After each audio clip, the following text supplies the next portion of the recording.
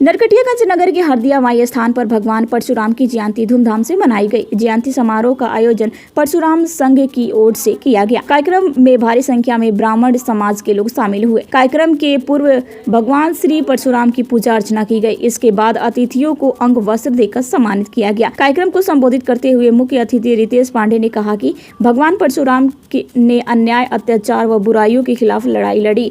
आज समय है कि हम भी उसी तरह समाज की बुराइयों के खिलाफ लड़ाई लड़े। ब्राह्मण समाज हमेशा से समाज के उत्थान को लेकर आगे रहा है।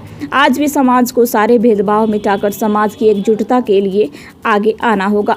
कार्यक्रम के दौरान कई गणमान्य लोग मौजूद रहे। उसको समाज के सामने प्रस्तुत कर सके, उस तरह जी सके कि आपसे समाज प्रेरित हो और कहे कि वो देखिए जा रहा है ब्राह्मण, उसका सर अपने आप आपके सामने झुक जाए। तो कहीं न कहीं ये सोचने वाली बात है इस समाज के लिए। और सारी चीजें सब लोग कह चुके हैं, मैं बार बार इस बात को नहीं कहूंगा। बस एक यही बात कहूंगा जिसको मैं आपसे हाथ जोड़ के निवेदन करता हूं कि इस बात को आप याद रखें। कहा जाता है कि लोहा जितना तपता है उतनी ही ताकत भरता है।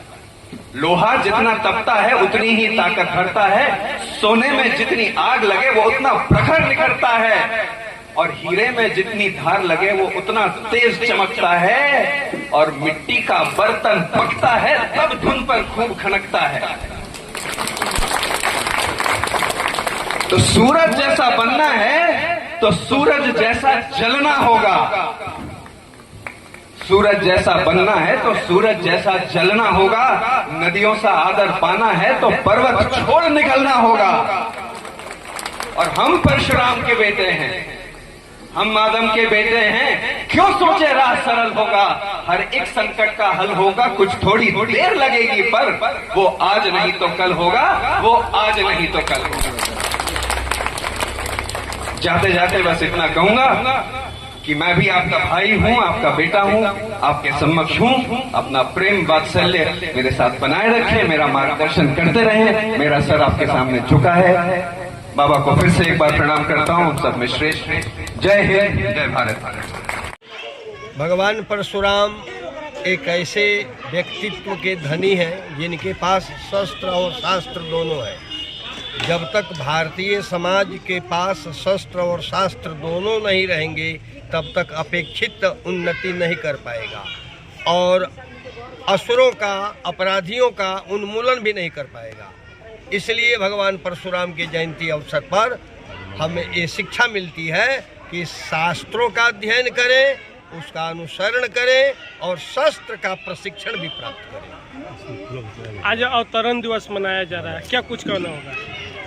आज हम लोग परशुराम जी के जन्मदिन पर पूजा किए हुए हैं और सब लोगों को आपस में मिलजुल करके रहने के एक संदेश दे रहे हैं। और अपनी रक्षा के लिए परशुराम धर्म ही अपनाया जाए तब ये समाज की रक्षा होगी। आज हम लोग इस दिन पर मनाए हैं।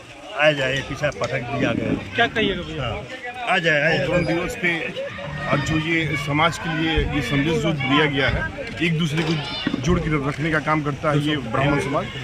और ब्राह्मण समाज में परशुराम जयंती की बहुत बड़ी महत्व, क्योंकि ये हमारे कुल गुरु भी हैं और हमारे वंशज भी हैं, तो इसलिए ये कार्यक्रम करना हमारे लिए अनिवार्य है। परशुराम जयंती के अवसर पर जितने भी लोग यहाँ आए उनका मैं तहे दिल से स्वागत करता हूँ, अभिनंदन करता हूँ। और आने वाले दिनों में हमारा समाज एकजुट रहे और आगे की तरफ अग्रतर कार्रवाई करे उस क्षेत्र में जिस क्षेत्र में हम लोग पीछे हैं। शस्त्र और शास्त्र की जहाँ तक बात कही मधुसूदन चतुर्वेदी जी ने, बहुत सही बात कही उन्होंने। और मैं चाहता हूँ अपने समाज से यही कहना चाहता हूँ कि शस्त्र और शास्त्र दोनों का ज्ञान लें ताकि आने वाले भविष्य में हमारे बच्चों को कोई तकलीफ नहीं हो। हम यही कहना चाहते हैं कि हमारे समाज की एक दूसरे को मदद करें। हम अखिल भारतीय ब्राह्मण महासभा से हैं, संयोजक हैं, इसलिए सभी समाज के बंधुओं से यही प्रार्थना है कि एकजुट हो, एक दूसरे को मदद करें। परशुराम जी एक योगी थे। मैं ब्राह्मण बाद में बोलूँगा, पहले वो एक योगी थे और योद्धा थे। तो उन्होंने बल बुद्धि का एक अपना संस्कृति एक चला है जिसमें समाज में अन्याय हो रहा हो, समाज में विसंगतियाँ हो, समाज में जुल्म सितम हो रहा है, तो उसके खिलाफ उन्होंने एक योद्धा संस्कृति को अपनाया कि जो समाज के योगी हैं, सन्यासी हैं, वो भी समाज में अन्याय के लिए शस्त्र उठाए। भले ही शस्त्र पे उनका विश्वास है, लेकिन शस्त्र भी जरूरी होता है जब समाज में अन्याय होता है। तो हमारे परशुराम जी तो हम ब्राह्मण समाज के एक संरक्षक भी उनको बोला जा सकता है, एक युग प्रवर्तक भी बोला जा सकता है, और एक युग के वो युगांधर भी।